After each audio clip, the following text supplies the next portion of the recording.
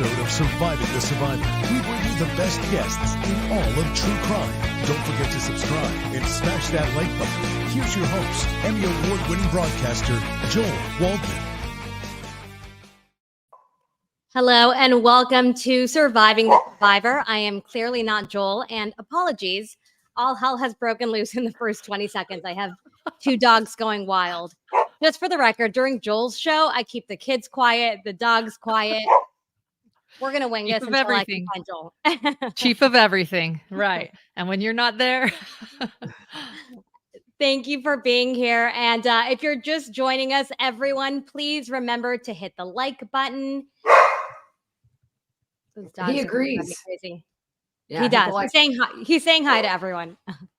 And we have two amazing guests on the show.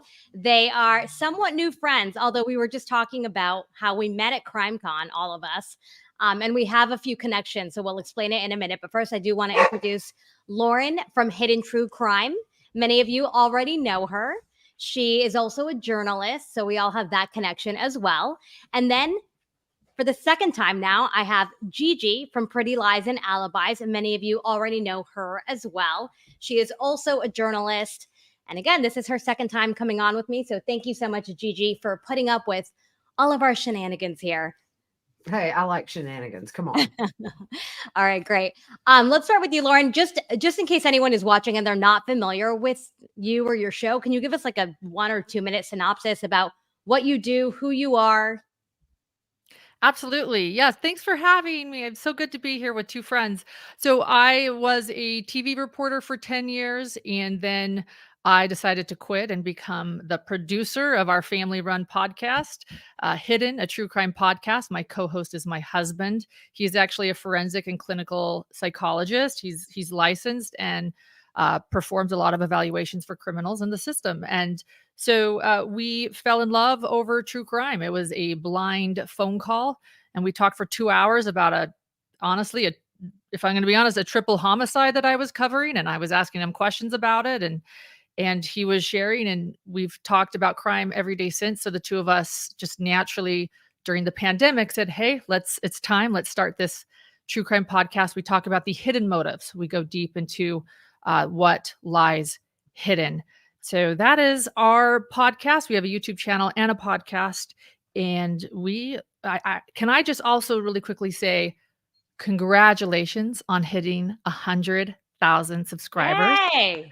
I couldn't help but notice. So much. It's a really big deal. I thought I was going to have to rally everyone to subscribe, and you did it. You did it.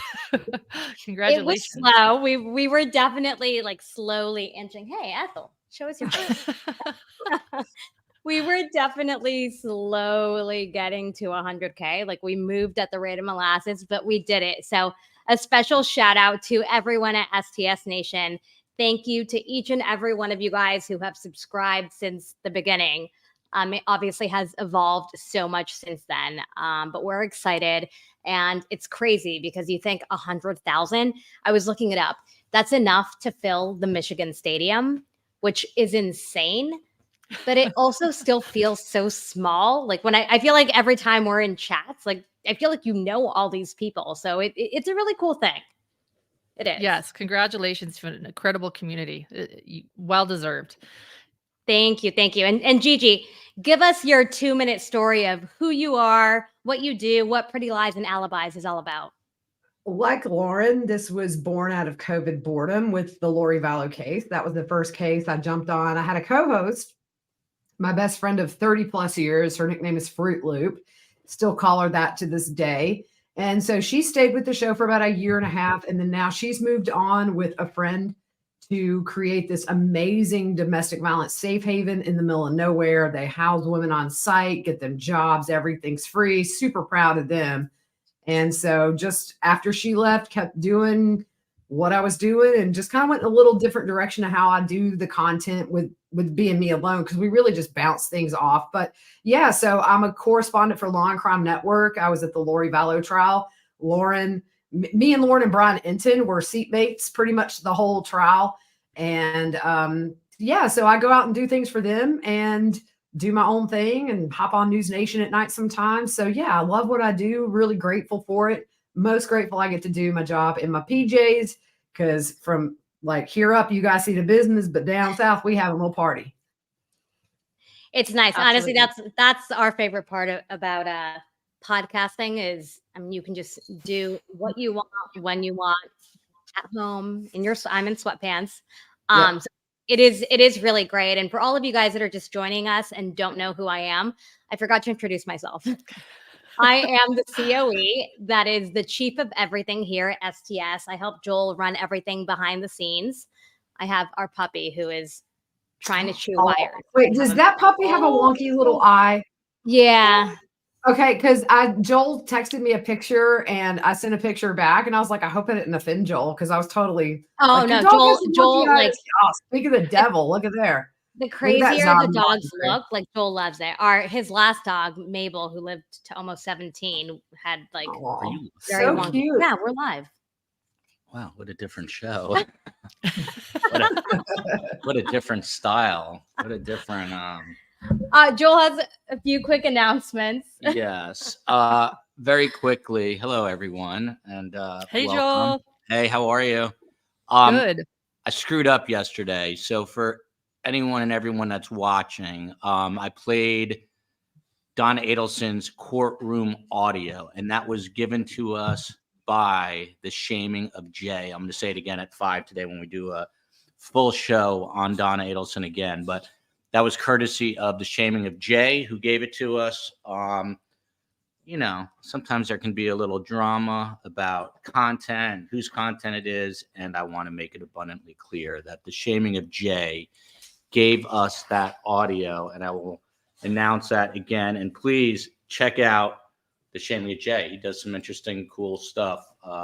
He's a good dude. I love his content. Yeah, he does some interesting stuff. So have a good show. Love guys. people that source. Love people that's. It's so important Yeah. to source. That was awesome. Yeah. It should always be a collaboration and never a competition when it comes to true crime.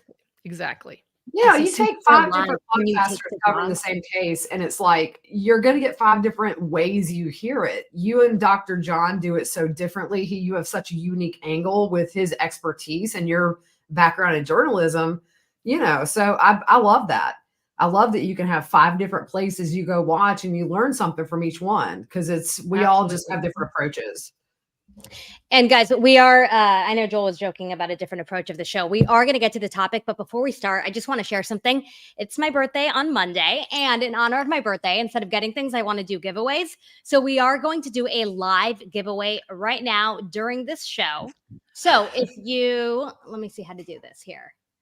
If you type join exclamation into the live chat, it'll automatically enter you into the giveaway, and you get a coffee mug, a cup, a magnet, a coaster, and an STS pin. So we are going to do the giveaway during this live chat. So if you can hit join exclamation, that automatically enters you into the giveaway. And then before this live is over, we will announce the winner. So I just wanted to share that with you guys. So please do that if you are interested in getting some STS swag. And again, I think, introducing myself. So really quickly, I am the COE, Chief of Everything. I'm also Joel's wife. We have 3 kids together. Oh, I'm sorry. Exclamation point, then join.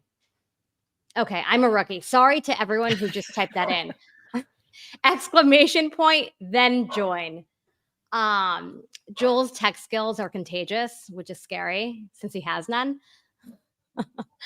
But yeah, so please enter the giveaway. And again, really quickly, I just wanted to say a very, very big thank you to everyone at STS Nation. We did hit 100,000 because each and every one of you guys believed in STS. You guys watched the shows, you hit the like buttons, you showed up day in and day out. And I know I posted some really intense comment. I had a moment last night on Discord, and I was messaging people, but I just wanted to take a minute to say thank you. It's not just a number for us. It's so much more than that. It really is personal. We used to work in news. We used to spend so much time away from our house, from our families, from each other. And this has really given us the opportunity to still do what we love, but do it from home, do it with our loved ones. When Joel's dad was sick, Joel had the flexibility to be there. He didn't miss out. He was there with our kids. It really is so personal. So it's exciting to have 100,000 subs, but it's really exciting to see what this has become in the last year. So I just wanted to thank each and every one of you, because it really is personal. It's more than just a YouTube show for us. It's family. It's a way of living our life. And it's really given us so much freedom that we never knew was possible before. So well said. That's true.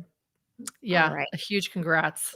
Huge Yeah, congrats. well, to and same with all of you guys. And you guys STS are Nation. moms too. Like, you get it. You're juggling a lot. Yes. You're a journalist. You have the shows. And so when you support any of our shows, when you watch any of our shows, when you hit that like button, whether it's for Gigi, for Lauren, for Joel, it really does make a difference. So we appreciate you guys. Yeah, it resonates so much. Thank you.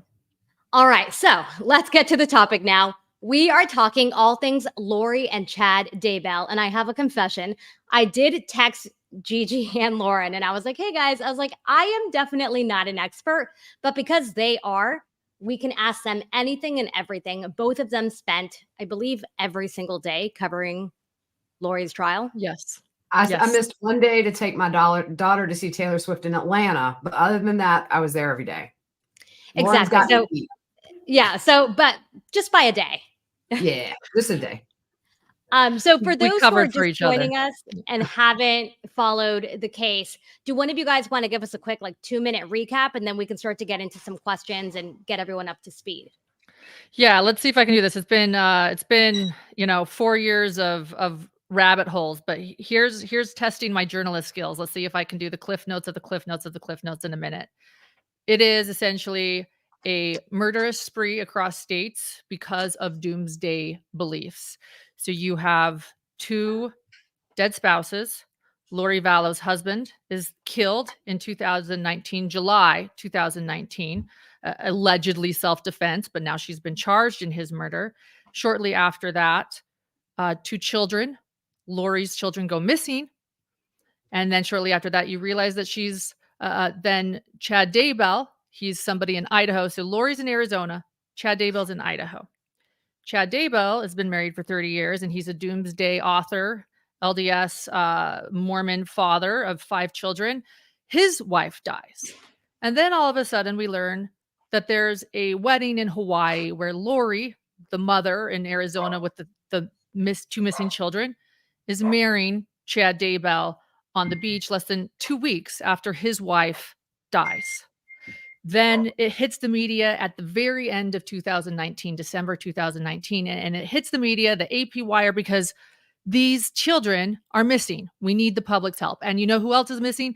Chad Daybell and his new wife, who happened to be his mistress, is also missing. This newlywed couple is missing, and their spouses are dead, their previous spouses.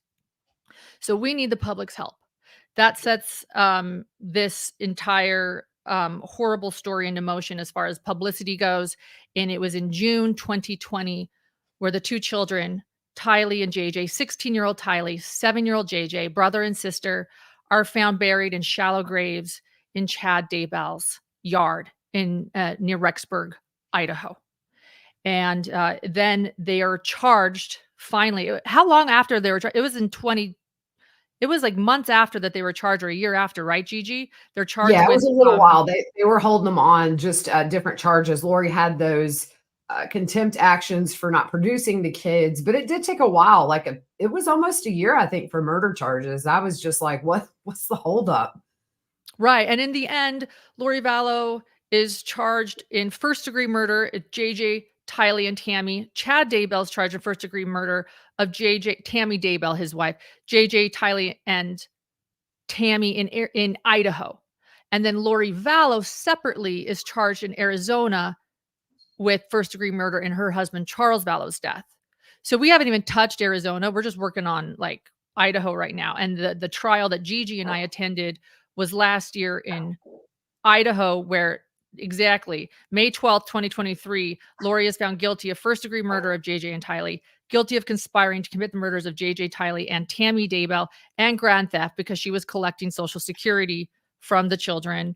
And then in July 31st, she's sentenced to 3 life sentences without parole. Lori addresses Courtroom and quotes Bible verses about how people shouldn't judge each other. And to add on to that, great graphic, thank you.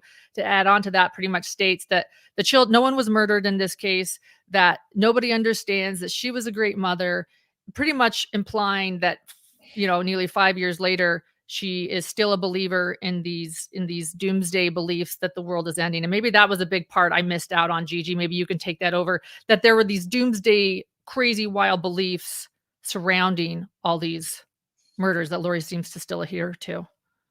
Yeah, she's still very much thick in the woods with those beliefs from what I've heard. And I think, the thing too, that she kind of snuck in with that statement she made, which was there is such a thing as accidental overdoses, or, she kind of insinuated that perhaps with a couple of the victims that it wasn't murder. I don't know if you remember that part, but I was just so shocked. She was spewing all this nonsense and saying her dear friend Tammy has visited her. And I remember Tammy Daybell's sister telling me, I don't know who visited her. It was not my sister. It was just all so wackadoodle, but from what I've heard, she's still very deep into these beliefs. And, if you watch her, she's not all there. I mean, I'm not excusing her. I'm not saying anything. There is definitely a mental health aspect to Lori Vallow that, it's easy to say evil, but you also have to look at the fact that she has not broken this belief system in the years since she was arrested. It's such a combination of things at play there. Well, and it's interesting that you say that, because I remember I obviously wasn't following the case as closely as, you guys were there in the, in the midst of it all, but even just watching it as a viewer at home, watching all of the news coverage, I remember even before she was charged and she was in Hawaii, right before she was arrested, I remember thinking, like, what is this woman doing? Like, her kids are missing. She's vacationing in Maui, having the time of her life. I remember Joel's here watching, so he's making me nervous. I remember Joel and I watching the media coverage and just thinking, like, if your kids were missing, I don't care if it's a year or 3 years or whatever, like, would you just be frolicking around? And then to watch the trial, see it all happen, and then this image here just completely stuck with me, because I was thinking, at any point in any trial related to your children's disappearance and murder, after all the details have come out, would you ever be smiling? Like, is there anyone you would be smiling at? I feel like I would be hysterically crying or upset, or, my head would be in my hands or whatever it may be. But when I see this image, I'm like, what moment would it take for me to smile in court? And I don't think a normal person would ever react the way we're seeing her here in this photo. Lori certainly has captured the world's attention because of how she acts. She's not as done up right here, but this previous to time behind bars, she had bleach blonde hair. She's fit, she's thin, she's attractive. She always is smiling, always is giggling. And I think that's part of what drew, the world in a little bit, is how could this mother, who looks like she might be the perfect Mormon mother too, from home videos, just be smiling and carefree and not worried about her children. And this has never gone away, even at her sentencing.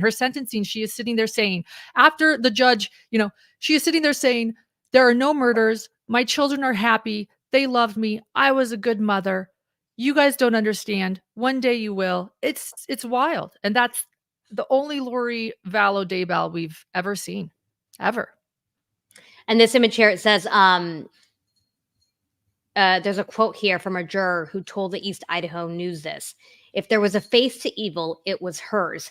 And Gigi, you referenced this, but you said it's not just evil. There's a whole other level to Lori. And what about Chad as well? Well, I don't think Chad is much, to be honest with you. Chad always seems, look, the dude's like one of those guys in Times Square that like stands still. And it's not until he jumps out to scare you that you realize it's not a statue.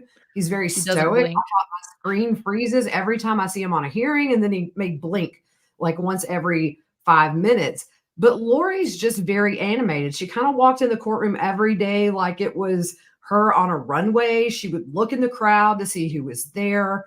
I mean, but at the same time, I want to kind of walk back on what I just said. I do think Lori has mental illness, because you can be mentally ill and culpable, because when the kids were missing, she was giving very, very elaborate lies to investigators about the location of JJ with Melanie Gibb, with Charles. They all came up with this story of how it was self-defense. I totally believe Tylee was coerced and, made to follow this story. I think when Lori left with Tylee after Charles was shot, that's the coaching maybe for what would come later, which would be those police interviews. But you can be mentally ill and still know what you did was wrong, because otherwise Lori would have walked in the police station. Yeah, we shot Charles. He was a zombie. We did the world a favor. Instead, she gave this whole story, which in the end, none of their stories really matched up if you got down and looked at the meat of it. And so many missed balls. It's sad to think what may not have happened if they would have seen that early on after Charles was murdered. Would they have been stopped? It's just kind of a sad thought. And Lauren and Gigi, I want to get into some of the details, but first I just want to pull this up again. I know that you were referencing it earlier, Lauren, but I just want to take a minute. I mean, we're moms, and even if you're not a mom, I just can't even imagine anything happening to my children, let alone something so dark and twisted like in this case. So I just want to take a minute to remember Tylee and JJ. I mean, take a minute, really look at their faces, especially this photo that I chose. I mean, I feel like you can just feel their personalities and like their sweet innocence here. And it kills me to know that their lives ended the way they did, and that we found out about it the way that we did. So I do just want to take a minute to remember the victims. And we always talk about this, at least on our trial channel. So many times in these cases, it's the children that are victims. Obviously, in this specific case, they really were the victims. And Chad still has other kids. And so many kids, so many family members are affected by this. And so many of us who are just watching at home are still, years later in disbelief about what happened, especially to two young, innocent children. Thank you. Thank you for sharing that. That's at the heart of everything we do at Hidden True Crime, is to remember these two victims, as well as Tammy Daybell and Charles Vallow, who both seemingly were not connected to any of these terrible beliefs either, and both tried to get help. It was very sad. You brought up Chad, and can I just say this, because I think maybe we buried the lead. I think one of the most important things about this is, yes, like Lori was sentenced. She will never get out. 3 consecutive life sentences with no chance of parole. But Chad Daybell is still in jail. He has not had his trial. Her co-defendant, here he is, charged with 3 counts of murder in the death of his first wife, Tammy Daybell, death of his wife, Lori Vallow Daybell, children, 7-year-old Joshua JJ Vallow, and 16-year-old daughter, Tylee Ryan. He is charged with conspiracy to commit murder in all 3 deaths, which includes conspiracy to commit grand theft by deception. And he was also the only one around, when his wife, Tammy, died of allegedly natural charges. That's what it was at first, until they exhumed her body months later and realized, no. But his trial is set for this April. And, I think we all want... Go ahead. Well, I was going to say, you guys have obviously been following it very closely. And I don't know if, you know more details about this, or this is more of a legal question, but what was the concern over Chad's attorney requesting to pretty much, leave his position as his attorney? And then why would the judge have a say in denying that? I feel like that's something that we don't usually see in many cases. I definitely think it was a strategy in that case. I speculated right when that came down, when the motion came down for Chad Daybell's longtime attorney, who's been with him since 2020, to all of a sudden, months before the trial, withdraw from the case. I thought, what is the strategy here? It said that Chad supported this and was okay, and that he was working for free, even though put a pin in that he does own Chad's house in Rexburg, Idaho. It's small, but he owns it. And I thought, what is the strategy here? And my thought was to stall the case. He's complaining or to get rid of the death penalty. That was my thought. Hashtag not an attorney. Hashtag armchair attorney right now. And I think in my opinion, though, that sort of played out when at the hearing, when they addressed this. Is he going to withdraw his story? John Pryor is the attorney's name.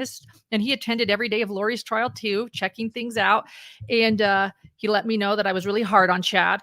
But he during the hearing, that seemed to be the case. He said, well, no, I want to still be his attorney, but I haven't had help and I'm not ready. And this is ridiculous. And I'm working night and day.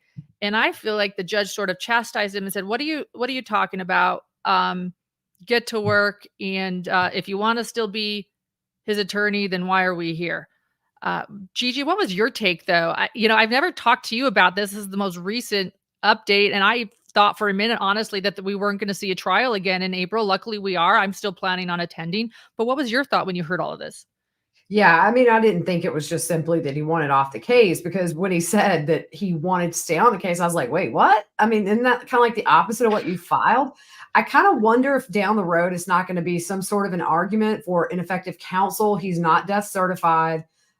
Is it going to be that, hey, we asked for more time because I'm a one-man show, as he's been since, he was hired. It's nothing new.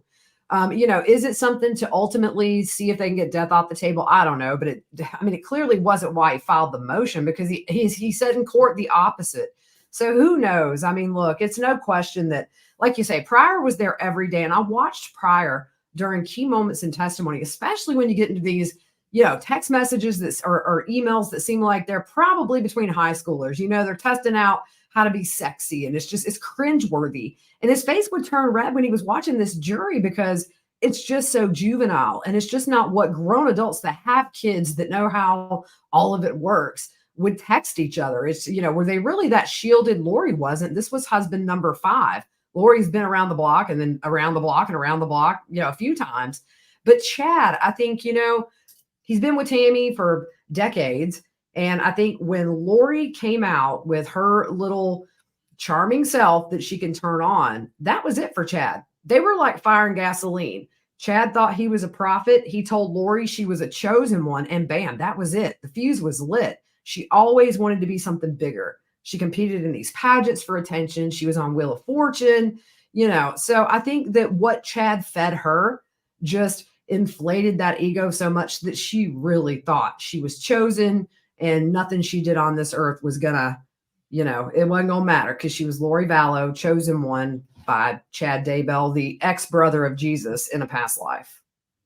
I just want to give a quick shout out to Dwayne Harris for gifting 5 Surviving the Survivor memberships, and also to Space Coast, who didn't have to do that. He always gifts memberships, and he really doesn't have to, but we appreciate you. He's part of our STS team. So when our mods or our team members give out memberships, it's not because we ask them to. It's just because they're doing it out of the kindness of their heart. So thank you so much. I do have so many questions, and I am finally going to learn how to figure this out. So let's see if I can pull up these questions for you guys. All right. Alligator Ashley wants to know, does she still talk to Chad? As far as I know, they have not been talking. There was speculation that they could, but last I heard from a very reliable source, no. I've heard the same. She emailed me. Yes. Lori. Oh, I remember you said that. Yeah. So tell us about that. Well, okay. So I did not have getting scammed by Lori Vallow while she was in solitary on my bingo card for 2023, but it happened. So I use JPay, which is a service that a lot of prisons use for communication, like emailing your loved ones. And I had a contact that was on JPay, but they switched their services over to Securus. So I had all these stamp credits on JPay that I would use to email my contact. So I opened up JPay for the first time in months, 3 messages from Lori Vallow asking for media money. So I said, okay, I'll send her like 5 stamps and bite. She had to add me, so she knew who I was apparently. And I said, hey, I talked to some of the family members. I was like, should I respond? They're like, yeah, why not? We all wanted to know really what the deal was with her and Chad. But she took my stamps and never responded. So there you go. That's my Lori Vallow story. She did email me twice after that, and I didn't send her any more stamps. And when I see her again in Arizona, I'm going to stand up and be like, excuse me, I want the stamps back, woman. Don't send her any more stamps, because I have an addition to your story that I haven't told you. So I'll share it God. here for the first time. Okay. Uh-oh. Lori's hustling You should everyone. feel special. She did know who you were. So I talked to somebody who talked to Lori, and they told me that she told them that she did see you and didn't want to talk to you, but then took your stamps. Well, yeah, she did. You, So Lori what I'm Vallow. saying is what I'm saying confirmed, but here's the thing. What I think is most interesting about this is she knew, and she knew who you were, and she knew that she did that. That's what's interesting. You Yeah, wanna know who Lori Vallow is? There you go. there you She's go. like, "Oh, Drifting I in know Gigi for solitary 11." confinement. Look, she would give me these little weird waves, like she'd go, hi, and I'd be like, I didn't want to This be was labeled during dark, the I trial? was like, Yeah, huh? so Wait, but there's your this tea was though. during the trial? Yeah, there No, were it was times. after, What? right? After. Oh, no, the stamps were after, but like at trial, there were No, but the times where waves. one time I was sitting How behind bizarre. her investigator, Brandon, who's a great guy. Brandon Hobbs, cool dude. We've all kept in touch after the trial. And anytime I was sitting near Brandon, she would look over and smile and wave. And it just sends a shiver up your spine. It's anytime I'm in a courtroom with anybody. I was in with Jodi Arias, the Colorado theater shooter. When you make eye contact with somebody who is accused of doing such brutal things, it is very surreal. And it was no different with Lori, and even more because I've grown to love Kay and Larry Woodcock like members of my own family. And so there's a little bit more of a personal aspect with this trial. And yeah, it's just weird. It's very, very weird. And after I- sitting in that trial and listening and watching and seeing all the evidence, seeing how it all played out, and now knowing that Chad, well, actually, I'll take Molly's mom's question. Lauren and Gigi, what are your predictions for Chad's future? But what do you think after seeing everything that happened with Lori? What do you guys think is going to happen with Chad? Are you expecting it to be a very different experience, a different trial, a different outcome? So first off, I want to say I think Chad's trial is very, very important. And here's why. I think that we're covering why Lori has gotten more attention. She's more charismatic. She's interesting. She's the mother of, she's a mother that allowed this to happen to her children. This is a horrible, horrible, sick thing. But Chad is so important because when we started our Beyond the Veil series on our podcast, that's how we started our podcast too, is during the pandemic, and we opened up our laptop and recorded on 2 mics. And my husband is a forensic psychologist, and nobody knew anything about the case, really. I mean, I didn't, right? There were no FOIA docs yet, right, Gigi? And we opened up we recorded our first episode actually before the children's bodies were found. And I started the podcast episode with Dr. John, my husband. I want to know about Lori. Why would Lori do this? And he said, before we get to Lori, this is our first podcast episode. Before we get to Lori, we need to talk about Chad. We need to talk about Chad. And from there, he said, Chad's belief system in who Chad is really, really needs to be explored before we understand who Lori is. And we ended up doing like the first 4 podcast episodes on Chad. And since that time, and my husband appeared on Sins of Our Mother, the Netflix documentary. You can watch him there. And we've been on 2 Dateline episodes now about this case. I watched those, by the way. Oh, well, about this case. I'm a fan. Yeah. More than you realize. I think that this belief system is so important to this case. And this belief system starts with Chad. He is the author. He's this Doomsday author. Lori and her many friends would go to Chad. He would speak at these Doomsday conferences. He was the one that told Lori that her husband was a zombie. And look, I am not dismissing Lori. Like, thank goodness, thank God that justice was served when it came to Lori, and that she'll never get out of prison again. That's the only right justice there. But they're like a match and gasoline. And what we saw, tell me if you agree, Gigi, during Lori's trial is just all that evidence that shows just how much Chad had to do with this murderous spree. In some ways, we joke at our house that he's this accidental cult leader. He's the most uncharismatic. Someone asked Gigi to do her impersonation of him. Uncharismatic guy the slow speaker. You know, we have the speech on our channel that he gave at Lori Vallow Daybell the day he met Lori Vallow Daybell, and no one could even watch it. Like, you'd think that everyone would want to watch that. You're like, oh my gosh, we've had the speech he gave the day he met Lori. People are like, I can't even get through it. He's so boring. He's so boring.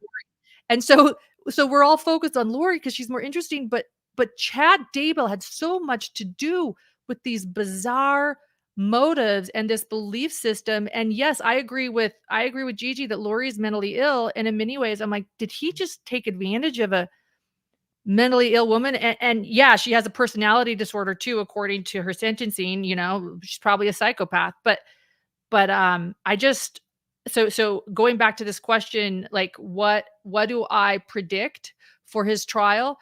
First off, it was a wild ride being at Lori's trial, and it wasn't televised. This one is going to be televised. And there was so much evidence that they showed with Chad and Lori. I get why they were co-defendants. Did they say why they changed that? It was legal. So Chad waived his right to a speedy trial and Lori didn't. So hands were forced. In the end, hands were forced. But what it was so shocking what we heard at trial. And yeah, we played the audio after, but this being televised, I think people's jaws are going to drop. So what's my prediction? I think people are going to be blown away at this evidence. You've never seen anything like this. And like the stuff that they were showing in court every day. Like I thought I knew everything about the case, reading thousands and thousands of pages of discovery. I think people's minds are going to be blown. And I think we saw a lot of the evidence. Wouldn't you agree, Gigi, that we saw a lot of the evidence already that they have? Oh yeah. And I tell you, one piece of evidence that stuck out to me was that the body cam footage of when they served her in Hawaii with those papers to produce the kids in 5 days. And you have Lori in this teeny bikini and they're sunbathing by the pool and they hand her the paperwork and she kind of looks at it and then she stops and looks up at the cop for like a solid 5 seconds in a really weird way. And then she continues reading it, looking totally unbothered. All the while, Chad's like stretching his neck, trying to look at those papers. He eventually like inches over. But the difference is she was calm as a cucumber to where you always see in key moments that we know about where Chad definitely is the more nervous one. Melanie Gibbs said when he called when they were looking for JJ, Lori was fine, cool, no big deal. Chad seemed nervous. You know, so I think that speaks a lot. You may have that influence on Chad, but I think Lori really was kind of the grounding factor in all this because she was able to remain calm and not get that nervous nature to where Chad, I mean, come on, man, this dude's like in, you know, khakis up to his belly button and tucked in plaid shirts and a bad buzz cut for years in people's living rooms preaching this stuff. And do we know, Michelle Cavarnos is asking, are Lori and Chad still legally married? Do we know? Yes. Okay. Mm-hmm. Yes, they are. Yeah. And I think he's going to throw her under the bus, unlike Lori. Absolutely. I mean, Lori did not want Chad thrown under the bus or her dead brother, Alex, who they call the family hitman. And it really, and mental illness was not allowed to be brought in. So, you know, Lauren, I don't know how much you talk to Archibald or Thomas, but they're really nice guys. They, you know, they knew the odds were not in their favor, and it wasn't going to be by default with how this case folded out in the media with the Hawaii footage and all that. But like Lauren, you think you know this case, and then you sit in there for 6 weeks, and there's all these little nuggets that you're like, whoa, wow, okay, like never would have thought that, you know, just sitting in there and listening and seeing the evidence. What were you most taken aback by? Was it like the details in terms of like written details of the evidence? Was it images? Was it just like the brutality of it? For me, go ahead, Gigi. Oh, sorry. I think I got a little delay on my end. The crime scene photos were the worst for me because it really brings home what this is all about, which is JJ, Tylee, and Tammy being brutally murdered. And it was something I struggled with for a few weeks after coming home. After seeing those photos, I used to work in a morgue. So seeing dead bodies is not a new thing for me, but to know why they were killed. And then just to see this innocent little 7-year-old who has autism, you know, the way he was discarded. And then Tylee, there was nothing super identifiable about her at all. It was, you know, I mean, not to get gross, but it was just charred flesh and bone. And with Tammy, you know, Tammy looked peaceful in a sense to me, but then you had that blood kind of like lightning strike. You know, it kind of came down and branched off.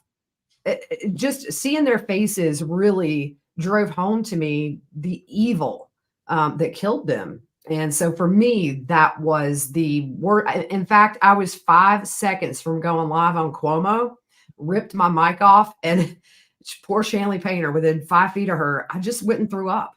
It just that day really manifested in me just in a way that at the end of that day, I was just spent, and I just got sick all over the front of the courthouse. It's hopefully there were no security cameras. Joel is dying to be in this podcast. Tell him to come join. Tell him to go get on another computer and come join us. I'm like, Joel, do you want to sit next to me? Do you want to sit on my lap? Yeah, I would agree with Gigi, and yeah, a trigger warning. I think the brutality in both visuals and what I heard. So a couple things. So yeah, trigger warning, because this is like, Gigi and I know, like, the day. In fact, I'll tell this story.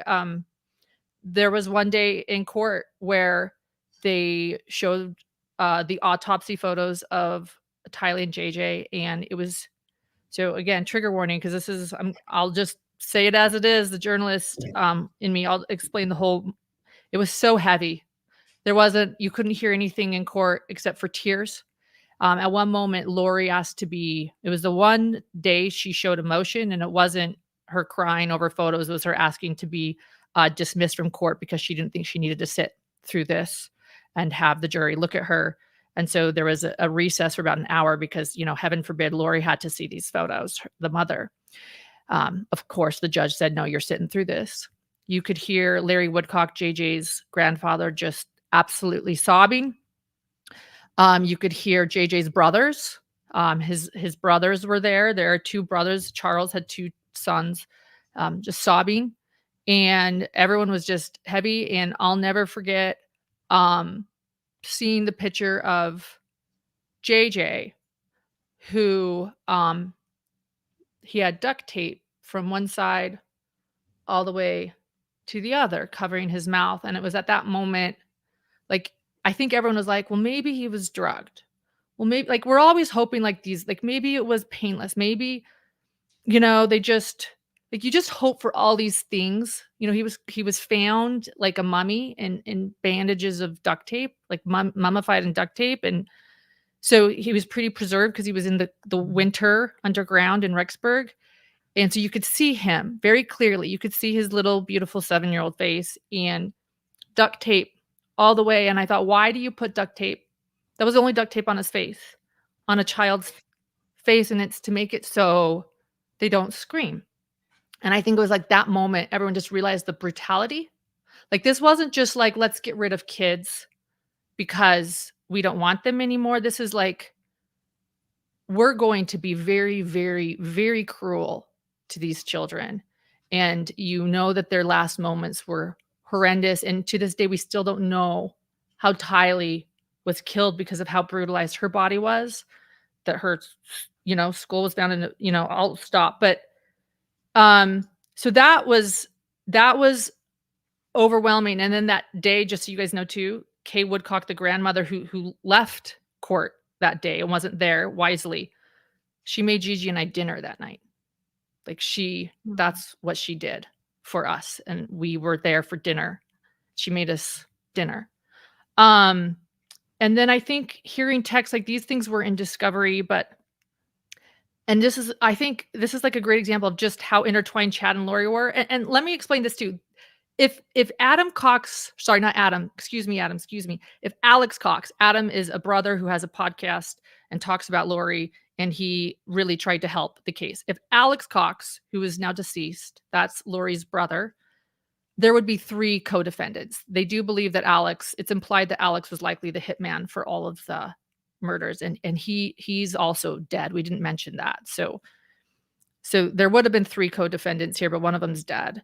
But there are text exchanges between Lori and Chad talking about labeling children zombies that aren't JJ and Tylee, other children. And Chad's saying to turn down their pain tolerance and turn up their pain to like get zombies out. Like they're texting about this, like Lori's other nieces and nephews, like that are still alive and still okay. But they're like, this is a conversation these two lovers are having while in an affair. Like, let's Well, turn down honestly, these children's pain tolerance. Lauren, I think that's why I watched the news coverage, but I never wanted to like dive deeply into this case because I remember even just with like, you know, a 90-second news piece, the details were so disturbing. We're talking about children and just I remember like hearing and seeing quick images, and I remember seeing some images of the tape, and I remember hearing, you know, the really, really gruesome stories and details. And whenever I even saw like print stories about it, I was like, I don't even want to know all the details because it's so disturbing. I mean, I have a daughter that just turned 8 now, and I'm like, wow, like he was my daughter's age, and I can't even visualize how anyone would do anything remotely close to that to a child, let alone to two. And then, of course, you know, to see how they were found so much time, so much longer after it all happened. I mean, it's beyond disturbing. And I know many of you guys have been in true crime for a long time. I was only in news, and so you sort of were picking and choosing what cases you were covering or which stories you were assigned to. But I remember this specific case. I didn't want to know the details because it's hard. It's hard to see that, and it's hard to listen to it. And I will be watching the trial for Chad, but I do think for the average person, we have not heard it all. We have not seen it all. And as you guys both just described, it is going to be really tough.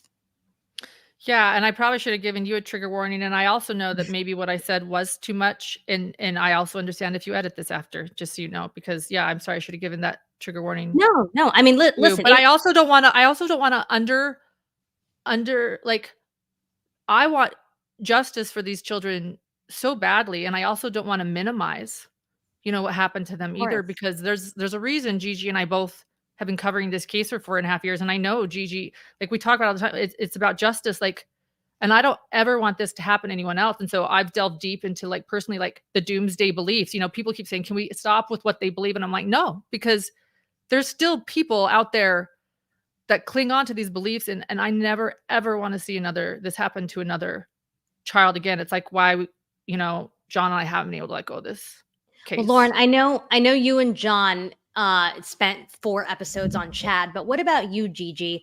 Patty R is asking, do you think that Lori was the brains behind the murders and Chad more of a follower?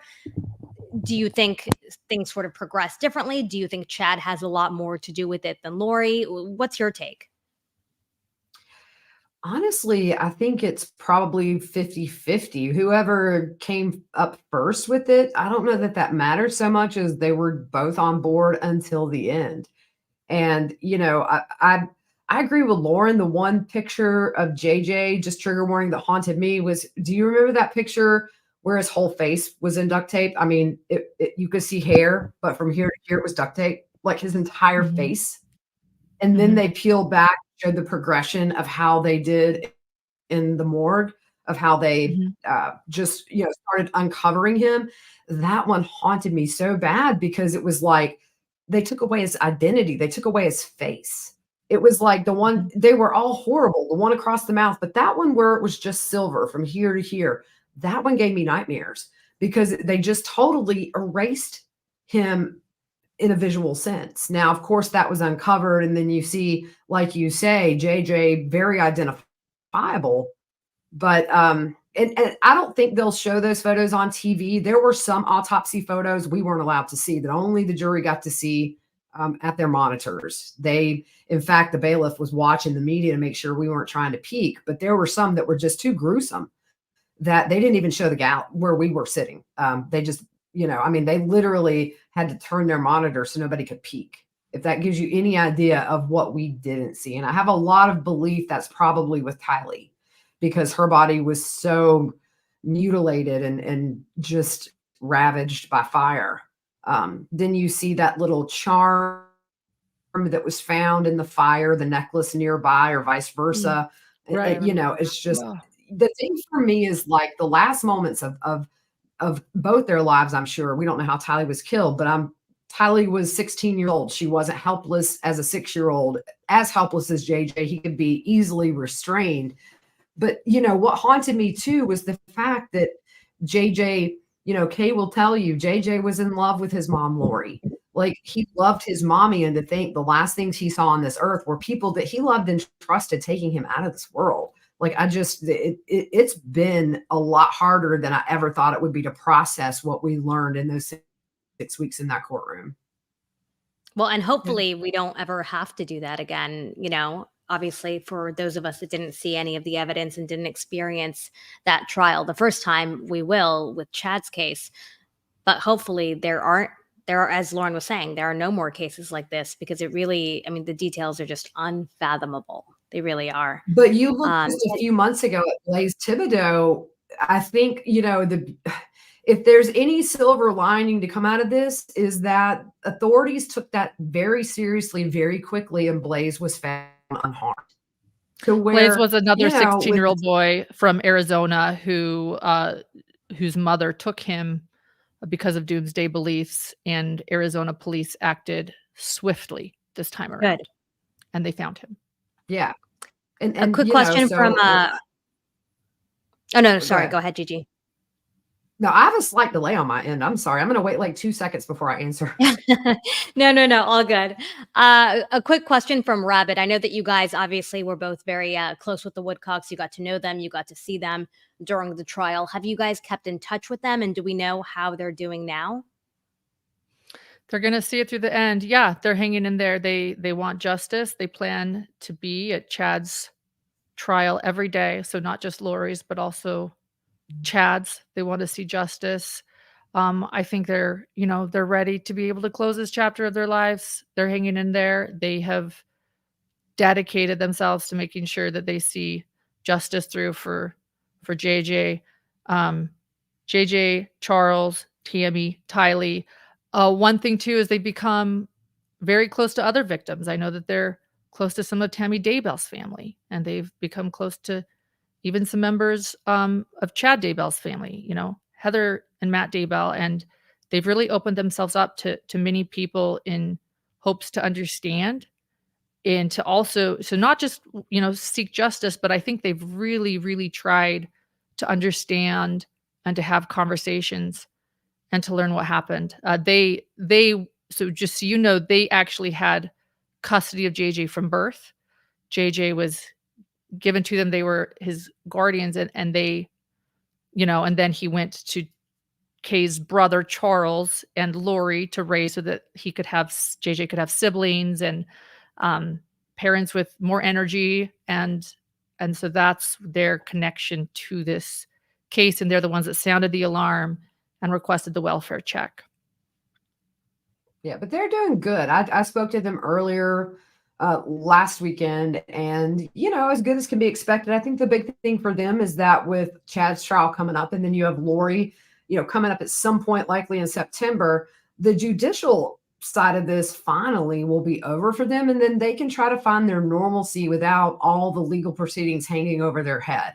And the media kind of will get quiet once all of this wraps up. So I really think they're looking forward to that normalcy that comes with this being out of the headlines on a regular basis.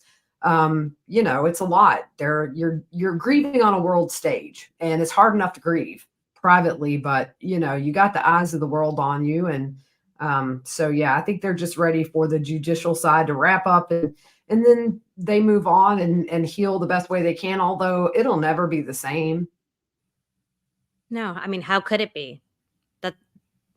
Right. That's the thing with all of these cases. And especially in this case, how can you ever move on from something like this? How can you ever heal? I don't think there's any healing ever in any kind of loss, but especially in this case. I can't even imagine. And what about Rosemary Romero is asking about Chad's kids. Do you guys know, or do you think they're going to attend Chad's trial? I do not believe that they are going to attend Chad's trial. I do believe that they still stand by their dad to this day. And in some ways I can understand. I was a little bit more understanding a few years ago. No one wants to believe that their dad is responsible for killing their mother. I think they still believe that their mother, Tammy, 49-year-old Tammy Daybell, died of natural causes. And I've heard as much that they also believe that there is, after all the evidence was laid out at Lori's trial, you think surely maybe some of them are cracking, and maybe some of them are. But I also have heard from a few reliable sources that they might even believe that Rexburg police and Lori and many others are working to frame their father, Chad. I don't think Chad, I'm curious what Gigi thinks about this, but so this is me speculating, and I'd love to know if Gigi disagrees or agrees. I don't think that Chad would want them at the trial because he doesn't want them to hear the evidence. And I'm going to go a little bit further because I think I still speculate about a plea deal. I mean, we could see a plea deal. We could all travel out there for trial and then the first day learn that he took a plea deal because the death penalty is on the table. But one reason I think that he won't take a plea deal is he'd have to admit to he'd have to take responsible for Tammy's death. And I think he doesn't want to do that, his wife's death, for his children. And I think he's really going to say, don't attend, stay away. And I don't think that they'll have any plans. Of course, I think that one of his children, at least one of them, if not two of them, Garth Daybell, his oldest, will probably be subpoenaed. And okay, Gigi's agreeing on the witness stand because he was there when Chad found Tammy Daybell, his wife, dead, his mother, and he allegedly helped move a body, his mother's body, and called 911, and they waited for a few hours. So I think we'll see Garth Daybell, at least Garth, on the witness stand. But whether or not they'll be attending all day, I don't know. But that's all speculation and opinion, and I could be wrong, and I'd love to know what Gigi thinks about that. Yeah, I don't really see them attending. And if they do, I don't think it'll be on a regular basis. Chad wants cameras in the courtroom for this. He specifically asked this be televised for a family that can't make it. And I'm thinking, why would you want your family to see your middle school text to your girlfriend? I think Pryor wanted it televised personally. I think that was Pryor personally. Yeah. But no, I don't really see Chad's kids coming. They did that, I believe it's 2020 where I think all but maybe one were on there. And that was a couple of years ago. I've heard maybe one isn't quite as supportive of Chad as they used to be, but nothing confirmed. Good to hear. But we don't know how these kids were raised. I mean, you don't ever want to think somebody you love, especially a parent, would be capable. And so you combine that with whatever beliefs that they were brought up with, and it could just be a perfect storm to where they're never going to be convinced. Even if they had a video of Chad committing the crimes, they'll say, oh, no, that's AI. You know what I'm saying? They'll find an excuse because maybe the truth is just too painful for them to accept that the man that raised them their whole life that they looked up to was capable of that. So maybe just denial is self-preservation in a way. I don't get it, but I'm not. And Gigi, what about this from La Mesa Filipino Food Club? How many of Chad's adult children are on the witness list for Chad's upcoming trial? Do we know? And are they being asked at all to be on the witness list? Like Lauren said, I think Garth, if anybody, because he was there when Tammy was found, and there's been some conflicting stories of what happened after her body was found, a couple of different versions. Apparently after Tammy was deceased, she rolled off the bed because that happens all the time. When people are deceased, they roll off the bed. So yeah, there's been some discrepancies there. And I think Garth definitely, if any of his kids will be on the witness list. I don't know that anybody else would be because they weren't directly connected to any of these events other than Garth being there the night Tammy was killed. I could see maybe Emma for this reason. Tammy Daybell allegedly was taking Zumba classes and working to run a marathon. And I could see them maybe calling Emma, who attended those Zumba classes with her. Although Emma has also stated that she was getting sick and feeling sleepy and was really, really sick leading up to, Tammy's death. And Emma seems like the most loyal to her father. So I could also see them not using her for those reasons. But I think that if Emma was on the witness stand, that's the oldest daughter of Chad, it might be to maybe understand some of his beliefs. She seemed to be really kind of participating in those beliefs a bit too, or Zumba classes with Tammy to understand And they worked together her at health. the school And too. They were coworkers. thank you.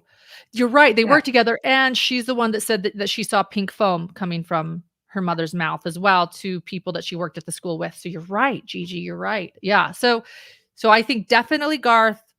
Emma's a baby. I don't know if any others. I'm with you. Maybe Emma. Yeah. Who knows? Because she was with her mom the most. I mean, but That's then you right. also have, you also have Tammy's Emma's how parents. old, Gigi? She's probably early 30s. I mean, she still lives in the house her mother was killed and the kids were found. Yeah. With her children. Her and husband. Yeah. Oh, wow. all of There we Chad's children are now adults. Yeah, they're all adults. And in fact, one of them was on a mission to, was it South Africa when Tammy was killed and didn't even get to come back for her funeral. But, we've heard that Chad was rating people at the funeral. He was rating people dark and light at Tammy's funeral.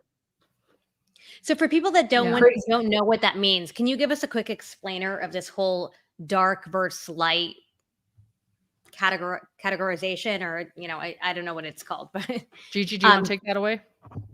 Well, I'll just say this. If you look at their light dark scales, it definitely is a reflection of probably who Lori liked and who Lori didn't like and who Lori didn't trust. Her brother was dark. Of course, Adam, was working with Charles to try to have an intervention. Interestingly enough, her mom was low on that list. But, you saw over time it was Tylee. On the list, JJ was listed as like a light, if you remember that. And Charles was listed as light at one point on the original list that he sent to Lori when she asked to rate her family. It's very bizarre. I'm going to have to pull this up now.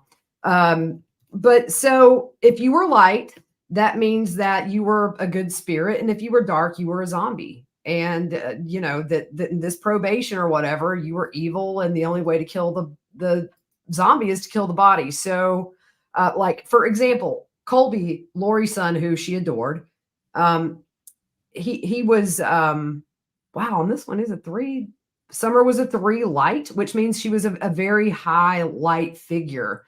Lori's sister. These are all, yeah, that's Lori's sister. Sorry, that's the journalist in you correcting me, because the one thing they always tell me, Not correcting, just adding. Not correcting, just adding. Just adding.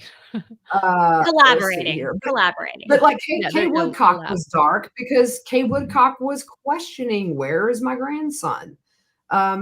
So yeah, it's very bizarre, but they have one of Charles's sons as a 3 dark, which would be a very dark entity. But on this list, 4th husband, Charles Vallow, is a 3 light. It makes no sense. As time went on and they got mad at people, then of course they turned dark and they became zombies because they were in their way, like Kay did, like the kids did, JJ and Tylee. It wasn't long after Charles's murder that Lori started calling Tylee Hillary, which was the name of the entity that was inside her. So it to me, I think the list really just reflects who Lori doesn't like. Like Colby's wife was dark because we always heard that Lori never liked Colby's wife. So for me, it's just like kind of those slam books you had in high school where here's the people that are good, here's the people that are bad. And it's just, all the people you don't like on the bad side. This stupid. This light and dark scale, though, was created by Chad. He states in his autobiography that he had a near-death experience where he jumped off a cliff and into a body of water. And his body separated from his spirit. And when it connected, the veil on his brain was torn, meaning that he could see that he believed in a veil, this tangible veil over a brain that God puts on you so you don't remember your premortal existence or, know what's going on in the heavens. But his veil was ripped. And at that moment, he could see beyond the heavens and the earths, and he became a visionary. And then he started going around his town of Rexburg and rating people light or dark, meaning good versus evil. And he would actually state he had like a decimal point system too, just to make it more scientific. You were like a 3.1 or a 5.4. And if you were a 4.1 light or a 4.1 dark, at that moment, you can't go back and forth, like your fate is sealed. And like 2 days after meeting Lori Vallow, he sent Lori an email that said, here is the family history. you suggested that's what Gigi was reading from. And I agree with Gigi. It's just people she liked and didn't like. She clearly let him know, but he sends it back an email and says, here's the family history you requested. And he rates her entire family and Lori light or dark. And he labeled Tylee Ryan a 4.1 dark, meaning like her fate is sealed because she's her own, daughter, 16-year-old daughter was dark at that moment. Or was she even 15 then? She might have even been 15. It was 2018. So Chad started doing that throughout their circles. Let's call this like a subculture of like Doomsday, visionary, near-death experience, prepper, Mormons. It would be like a subgroup of Mormonism. I want to clarify, it's not like your average teachings in the Church of Jesus Christ of Latter-day Saints, but they were members of the Church of Jesus Christ of Latter-day Saints. And there was this like subgroup kind of believing in this stuff. And within this subgroup, he started to be known for labeling people light and dark, and for also telling people who they were in past lives. Like it's type of reincarnation, something else that the LDS Church doesn't teach, but this subgroup started teaching it. And it's like a type of reincarnation. They were all famous people in past lives. And so he started telling people with a pendulum who they were in their past lives. And his pickup line for Lori, I can't get over this. His pickup line when he met Lori Vallow Daybell at this Doomsday conference called Preparing a People, where he was a speaker and selling his books. She comes up to the table and he says, you know what? We were married in a past life. And she's like, really? Take me now. God. Murder my children in a few months. Like it actually worked. Like if someone came up to me and said that, I'd be like, you'd be like, yeah, I'm not going to talk to you anymore. Moving on. Yeah. And you know what? He said that to a lot of women, and Yeah. it allegedly really worked on Lori. And she was like, oh, okay. And so like, then they started saying that you were Elena, like, so like in some of the letters and texts, she's Elena and he's James, and they're all these famous people, and they were best friends with Jesus. And I mean, so I guess what I'm saying is I'm laying the foundation for these really bizarre beliefs that play a big part of the trial. And that's why I think I want to talk about them, is because you go into that trial. I remember sitting next to Brian Enton, and he was like, okay. By the way, I met Lauren through Brian Enton. I love Brian. Yes. Love Brian. And fun fact, all of us here that you see on the screen have all at some point or another worked for News Nation as well, which is where Brian Enton works. So if you're not following Brian, follow him. Yes, absolutely. I was watching what he was doing today in South Florida. It's wild right now. I think that's a case we'll all be following, by the way. Put a pin in that. A missing woman in Spain from Florida.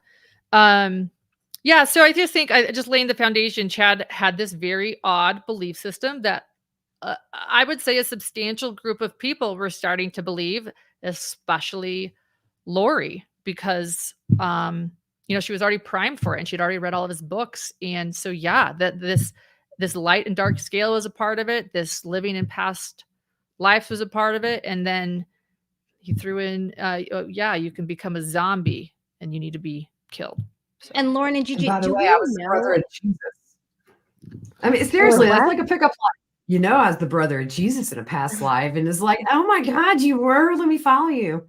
It just blows my mind. I call them a band of misfits. These people. It's not even. It's like a mini cult. It's a band of misfits. It seems like people that had no foundation in family or anybody to ground them or hold them accountable. And like Lori, can you close the door, please? If you look back at Lori's past with how she treated Lori has never, you got this. Lori's never been held accountable for anything in her life, like nothing. She has been enabled with Joe Ryan. Everybody just took her at what she said. And if you dive into, and I talked to Tom Ware, who was Tylee's guardian for 4 hours. He said they knew Tylee was being coached. They never had any doubt that this was encouraged by Lori as really just a way to get Tylee away from Joe completely. But Lori just was never called out by anybody. She was enabled. And so this is the first time in Lori's life that she's actually been held responsible for anything she's done. And she did the worst. But it took this long for the judicial system had to come in and say, whoa, like you're a bad person. You don't need to be with society. What she did before didn't equal criminal, although, nobody ever thought Tylee was abused. And with Colby, they do believe he was abused. And that's not for me to even begin to dissect. That's his story, not mine. But as far as Tylee went and the allegations against her, at one point, Tylee was in counseling with Tom or with them, and they were talking to Tylee, and Tylee said something and turned to Lori and said, "See, Mom, I told them what you told me to say." And so you see little glimpses of that where, she's 4 years old. She's saying things that are really beyond what she should know in her little 4-year-old brain, unless she's being coached. So Lori's always been selfish. It's just, it got worse over time. And here we are. And as we look ahead to Chad's trial, I know you guys were just talking about the subculture. Is there anyone from that subculture of his people that we expect will show up for him?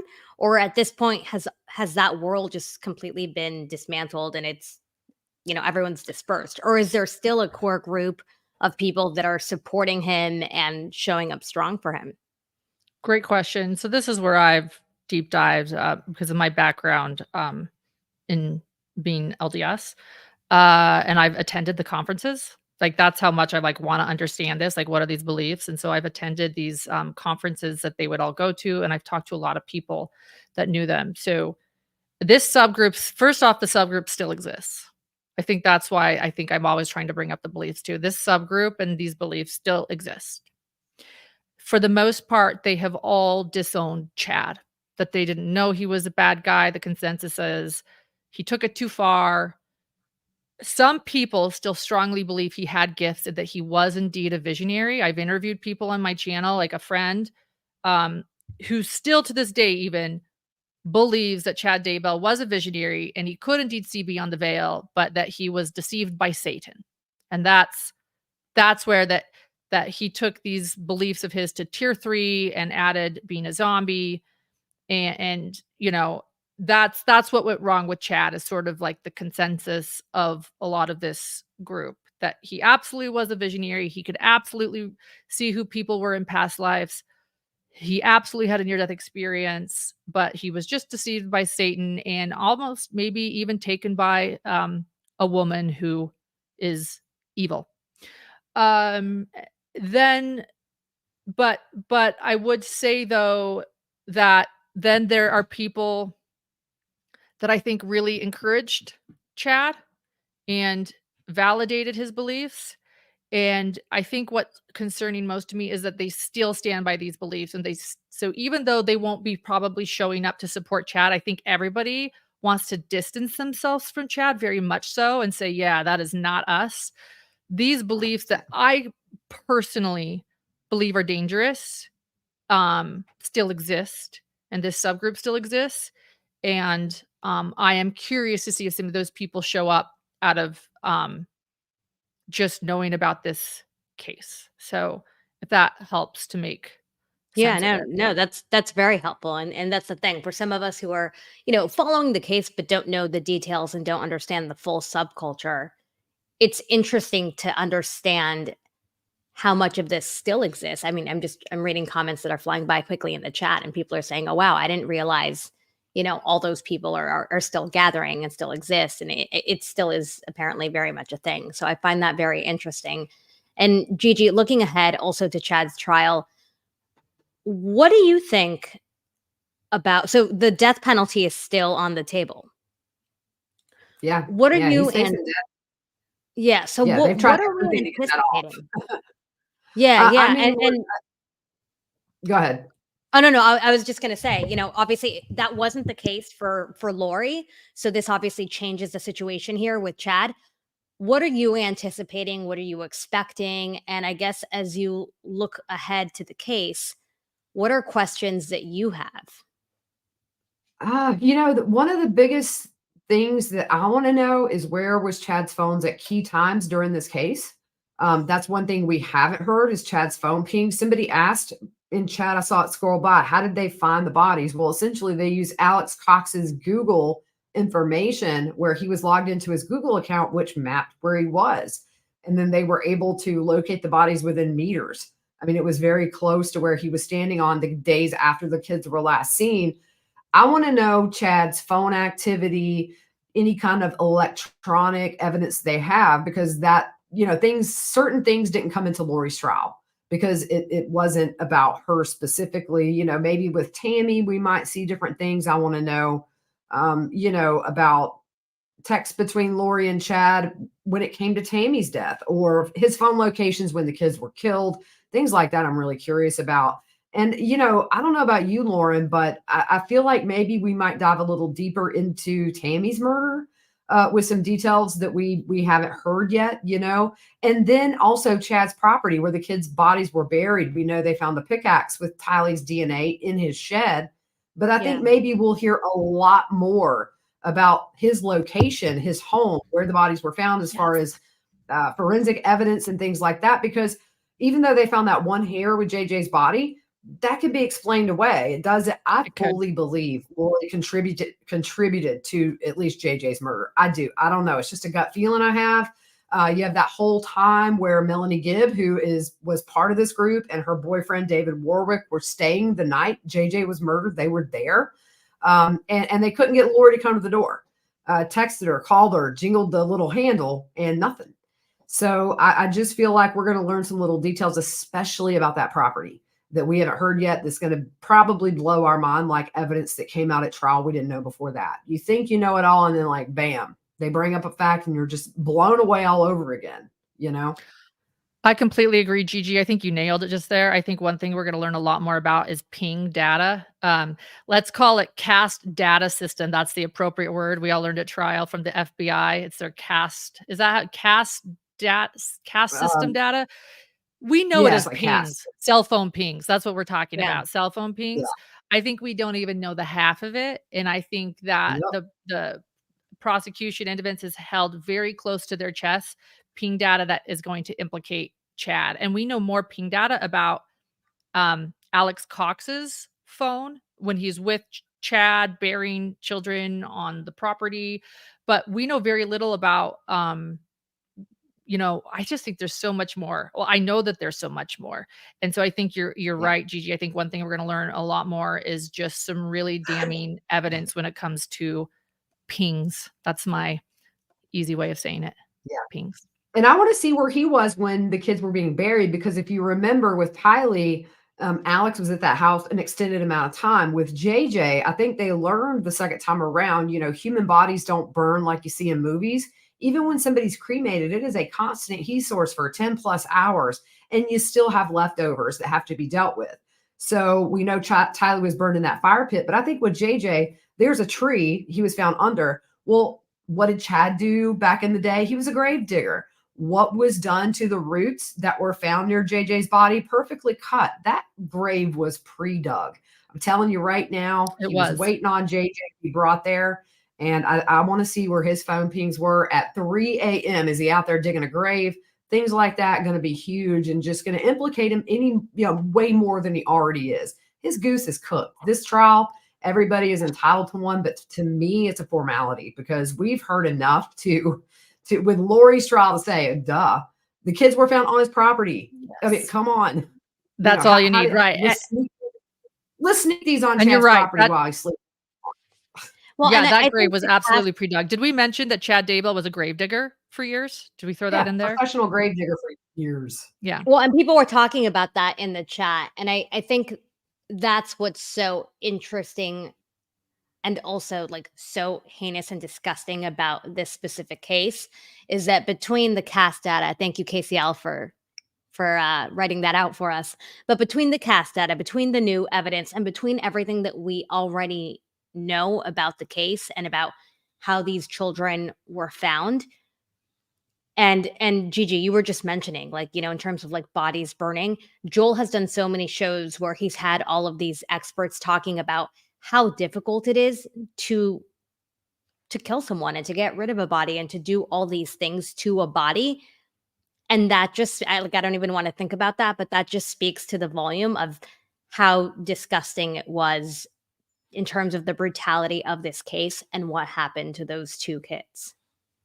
And I think the way Tylee was found speaks volumes about what they thought about her. Now, you could say they learned a lesson. It's not easy to burn a body, but to be dismembered and burned Tylee was a little spitfire from what we've heard. Tylee was not afraid to mince, to tell her opinion, and Tylee did not like Chad.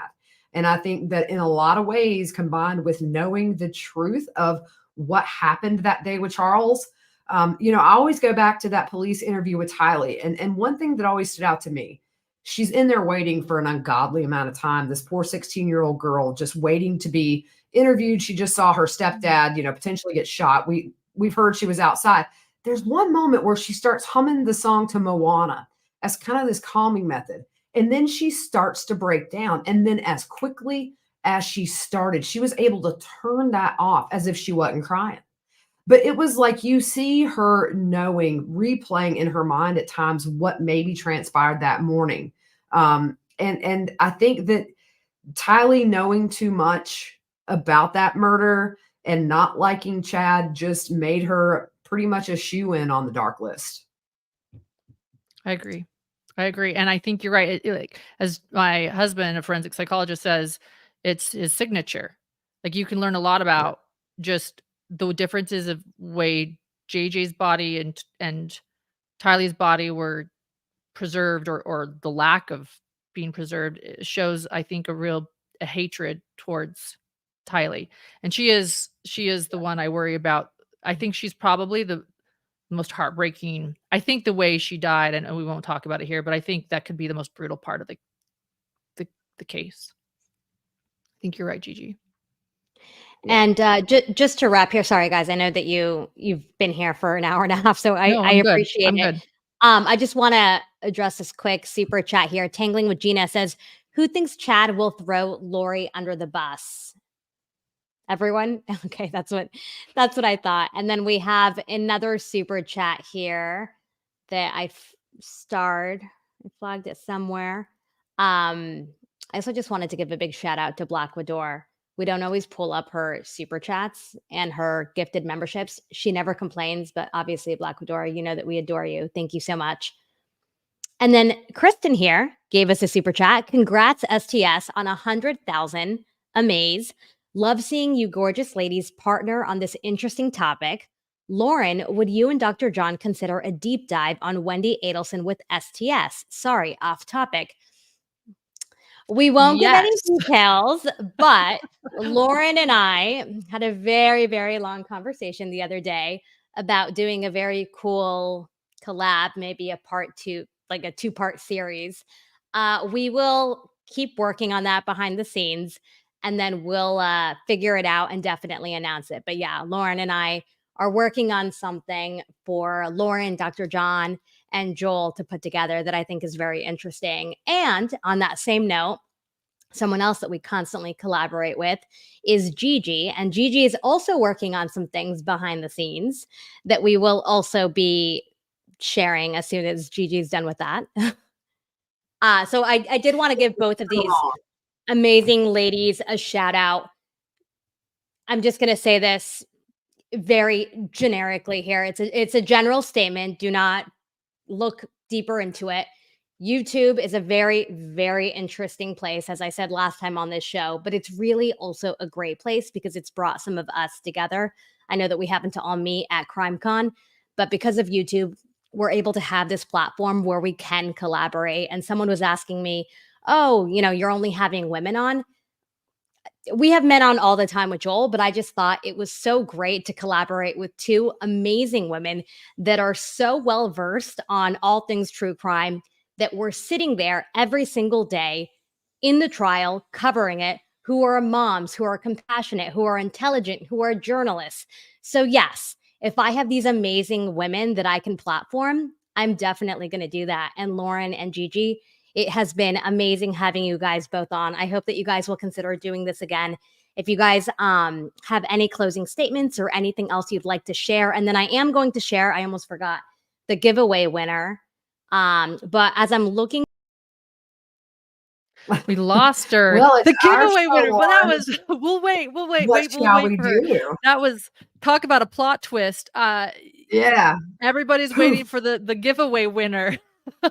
Wait, did the Who is rapture the just giveaway happen? We winner? get left behind. Well, That was my I fear as a think kid. No, I think Okay, there she yeah, is. every Just time the it's suspense. actually weird. I must have some kind of shortcut on my keyboard. I I hate to asked say Lauren this, if the Joel. rapture happened. You know, I'm from the South. We all believe the rapture's happening. So like when I can't find any of my family, I'm like, I'm left. That's it. I didn't make I'm it. like, That and the added to the giveaway winner suspense. is up. No, every time I do this movement on my keyboard with my two fingers, it's supposed to be like the slide down. I think it takes me out of the app. So I must have some kind of shortcut. I know you guys always hear me say it, but I think my settings are off. Okay, let me see who the giveaway winner is. But in the meantime, why don't you each give us a closing statement Okay. on My closing statement is not about true crime. I saw in chat that somebody asked if I have a hickey on my neck.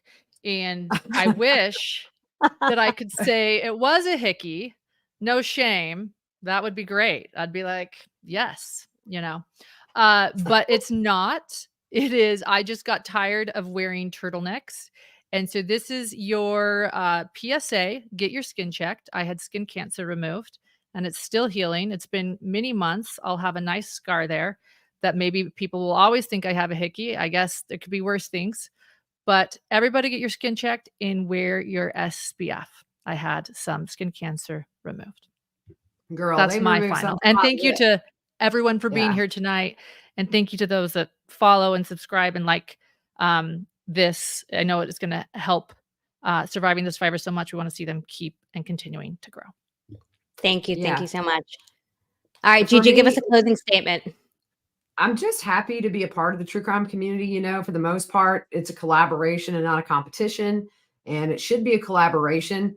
I'm honored to know all you guys. Lauren and I spent a lot of time together. I've learned a lot from her. And I'm just, you know, what it is, this community for the most part is very beautiful. You have a lot of people that are fighting for a common cause, and that's to bring awareness to the victims, seeking justice, and supporting the families. So man, you know, it's like what an amazing time to be a part of this community and just to bring awareness the way we do, and just to be among people like Lauren and Brian and everything. It's just an honor because I'm very new. When I went to Murdaugh, I'd never done a live shot, and never mind, it was 5 degrees that day in South Carolina. So yeah, so I've just learned from watching everybody, and so I appreciate it, and I love the fact that I can watch Lauren, I can watch STS, and I can learn so much between all the different platforms that you don't have to pick a favorite, right? I mean, you just go get your information from a bunch of different sources and you get a well-rounded view of these cases. So I love it. I love our community and love all y'all and the listeners, because none of us would be here if it weren't for our families, our respective families. And yeah, so it's an honor. Gets heavy sometimes, but you know, you keep going because it's bigger than you. Exactly. And well said, Gigi and Lauren. I just want to give a shout out to Sherry Davis for the super sticker and super chat. 566 thumbs up. Please, can we get everyone to hit the like button? And we do have a winner. Nightbot chose T. T has won the giveaway. However, we did roll it 3 times. The first time, Nightbot chose Heather N, who won our last giveaway. By the way, that signed book is on the way. Not our signed book, Dr. Ann Burgess. Clarifying. And then we rolled it again, and Nightbot chose Janice Green, and we sent her a signed copy of Ruth Markel's book. So I'm starting to think that Nightbot is rigged, but we did run it a 3rd time. So T has won the giveaway. Heather N and Janice Green, you guys can email me survivingthesurvivor@gmail.com. And if you want stuff, I will still send it to you anyway. But you guys let me know. But T, you are definitely getting this little swag bag with all these goodies. Joel also has some STS tattoos, so I will send those in case you want to do a full neck tat, sleeve tat of STS tats. Whatever I have to floats your say boat. hello to Janine Hansen, who's in chat. She is the angel of Rexburg. She has been such a constant source of love and help to Can Larry since all this started. So I just want to say hey to Janine. She's in chat. Hey, Janine. And then a quick shout out to Joel. In case you didn't know, Joel wrote a book, but in all seriousness, here is his QR code. I just want to give Joel a shout out. We all give Joel a lot of beef for being Joel, but he works really, really hard. he really does love this podcast, and he treats it like his baby, and he takes it very, very personal. He reads all the comments, and if someone says something, he gets hurt. But I just wanted to give Joel a really big shout out. He started this as Gigi did and Lauren did. It was a labor of love. And now it's become like a full-blown thing for him, for all of us, really, because I'm sitting here doing this too. And so I just wanted to give Joel a shout out. Here is his QR code for his book. They're going to begin recording the audio for Audible soon. So for all of you guys that keep asking, stay tuned. I also wanted to mention that we do have our second channel. It is youtube.com/surviving the survivor trials. The Michelle Troconis trial was delayed today due to weather in Connecticut, but we are back on tomorrow morning, 10 a.m. on that channel. Space Coast, all of our mods hang out there. So I do want to invite you to come watch. That's the Michelle Troconis trial. Eventually, we're going to get to another trial.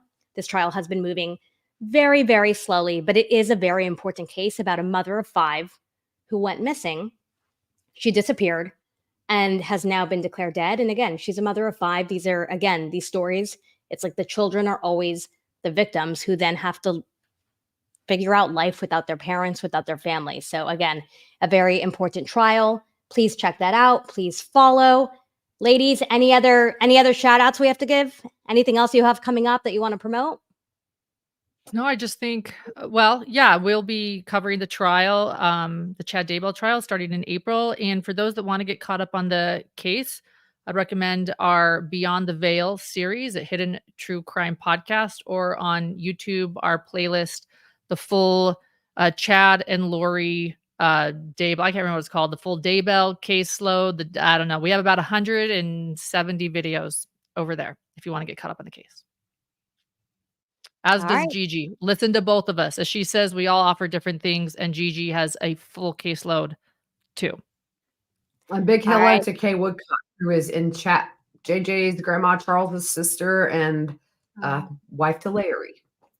Oh, great sending people. love to It's everyone. good to see you here. May justice Yeah, be good served. people. All right, Yeah, that's it's it gonna for be the day. served. Thank you, everyone, and stay tuned. Bye. Thanks. We'll see ya. Y'all.